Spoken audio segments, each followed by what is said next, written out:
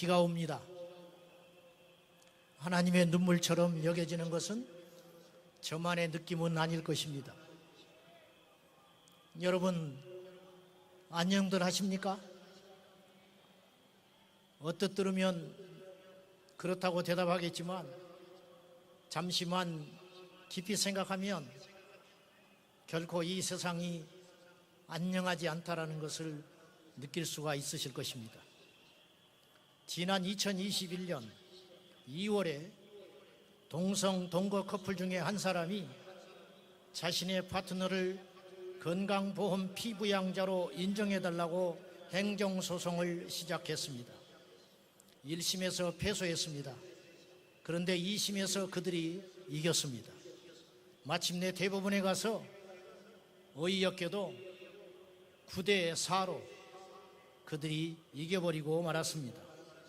사실상 법적으로 부부가 돼버리고 만 것입니다. 행정소송한 지 3년 5개월 만에 이런 일이 생겨버리고 말았습니다. 그 뒤로 기다렸다는 듯이 지난 10월 11일 11쌍의 동거 커플이 서울가정법원에 소송을 시작했습니다. 이런 일들을 저희가 우려스럽게 바라봐야 하는 이유는 미국이 사법부가 뚫린 후에 정확히 2년 후에 동성결혼 합법화가 이루어졌습니다. 앞으로 소송하고 2년 3년이 걸릴 것인데 그 결과와 판도에 따라서 그리고 그 전에 입법부에서 어떤 일을 자행할지는 누구도 장담할 수 없습니다. 그래서 오늘 우리가 여기에 모인 것입니다.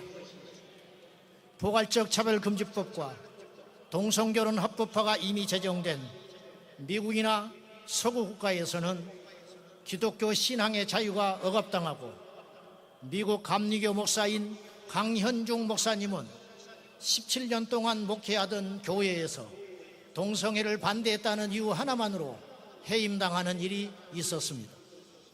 캘리포니아 한 어머니는 자신의 딸이 성전환을 하려는 것을 반대했다는 이유로 친권을 박탈당하고 딸은 위탁시설에 격리되는 일이 발생하고 있습니다.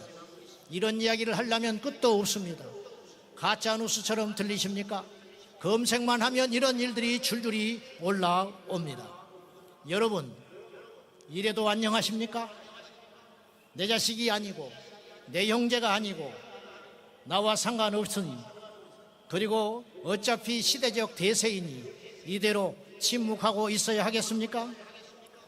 댐이 터지기 직전인데 댐 아래에서 고기나 한가롭게 잡고 있다면 어리석은 소리 들을 것입니다. 왜 이런 세상이 되어갑니까? 그것은 과거 엘리야 시대처럼 하나님의 말씀을 버리고 우상을 따랐기 때문인 것입니다. 먼저 하나님의 말씀을 마땅히 지켜야 할 우리들을 돌아봐야 하겠습니다. 제 자신부터 하나님의 말씀을 떠났는지 아니면 하나님의 말씀과 세상을 양다리 걸친 신앙인은 아닌지 오늘 우리가 깊이 성찰해야 되겠습니다.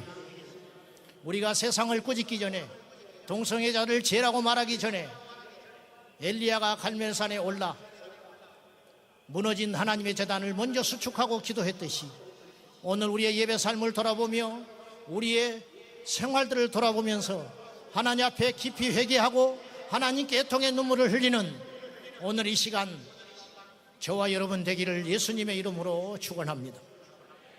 세상이 약해지고 무서워진 이유는 바로 우상을 따르기 때문입니다. 우상은 하나님보다 귀히 여기는 것, 하나님보다 더 즐거워하는 것입니다. 단언코 제가 말하는 건데 이 시대는 하나님보다 쾌락을 더 사랑합니다. 그리고 말할 것 없이 그 쾌락의 중심에는 동성애를 비롯한 성적 일탈들이 있습니다. 손가락질을 받지 않고 마음대로 짐승처럼 살고 싶어서 반대 목소리를 내지 못하도록 하는 것이 바로 포괄적 차별금지법의 실체 아니겠습니까? 그 법을 제정시킨 서구의 나라들을 보십시오. 대다수의 사람들은 혐오와 차별, 인권이라는 미명 아래 자신들의 표현의 자유를 억압당하고 있습니다. 오늘 우리는 그런 위기 상황 속에 엘리야처럼 이곳에 모여야 했습니다. 거대한 권력 집단 이세벨의 비호 속에 온 이스라엘을 미혹하는 바알과 아세라 선지자 850명과 맞서기 위해서 오늘 우리가 이 자리에 있는 것입니다. 오늘 우리의 모임을 세상은 비웃고 있을 것입니다.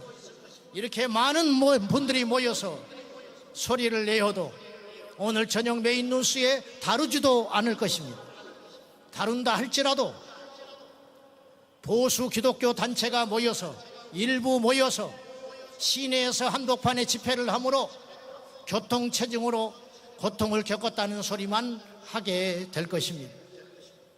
만약에 100만 명이 동성애를 지지하는 사람들이 모였다면 메인 뉴스로 도배를 하게 될 것이고 전 세계 외신들이 주목하게 될 것입니다. 우리는 포괄적 차별금지법이 통과되지 않았음에도 불구하고 엄연히 차별을 받고 있는 지경에 있는 것입니다. 여러분, 무엇이 두렵습니까? 평판이 두렵습니까? 언론의 보도가 두렵습니까? 세상이 조롱한 것이 두렵습니까? 음행과 일탈을 일삼는 자들도 당당하게 자신의 논리들을 주장하고 있는 이때에 우리가 무엇이 두렵습니까? 우리는 죄가 무섭고 하나님이 두려운 것이지 무엇이 무섭다는 말입니까? 엘리야는 혼자가 아니었습니다. 하나님이 함께 하셨고 바알에게 무릎 꿇지 않은 7천의 용사가 숨어져 있었듯이 여러분, 오늘 여기 모인 우리만 이곳에 있는 것이 아니에요. 하나님이 함께 하시고 여기 오지 못하지만 기도하고 응원하는 700만의 성도가 있습니다. 사랑하는 여러분, 머뭇거리지 마십시오. 바알이 하나님이라면 바알을 섬길 것이고 여호와께서 하나님이시라면 하나님을 섬겨야 할 것입니다. 동성애가 죄가 아니라면 동성애를 지지하시고 동성애가 죄라고 믿어진다면 동성애를 죄라고 분명히 표현해야 합니다. 저는 골든타임이라고 생각합니다. 앞으로 짧으면 3년, 길면 5년 이 안에 우리가 방파제를 세워서 음란의 쓰나미를 막아내지 못하면 우리의 자녀들의 미래는 없을 것이라고 감히 생각합니다. 이 자리에 모여 하나님 앞에 애통하며 기도하는 깨어있는 성도 여러분, 오늘 우리가 여기서 눈물로 땀으로 하나님께 드려지지 아니하면 우리의 자녀들은 피를 흘리게 될 것입니다. 오늘 우리가 여기서 조롱당해야만 우리가 세상의 손가락질을 받고라도 하나님께 기도하고 이 포괄적 차별금지법과 동성결혼 합법화를 막아내야만 우리 자녀들은 창날을 받지 않게 되리라고 믿습니다. 성도 여러분, 힘을 냅시다. 그리고 분명히 우리가 기도함으로 행동하여 이 약한 세대에 하나님의 사람들로 뭉쳐서 대한민국이 이 지구상에 유일하게 포괄적 차별금지법을 막아내는 거룩한 하나님의 나라가 되기를 예수님의 이름으로 축원합니다. 하나님, 우리를 도와주시옵소서. 하나님, 우리가 회개합니다. 하나님 아버지, 불을 내려 주시옵소서. 하나님, 하늘의 문을 열어 주시옵소서. 예수님의 이름으로 기도하옵나이다.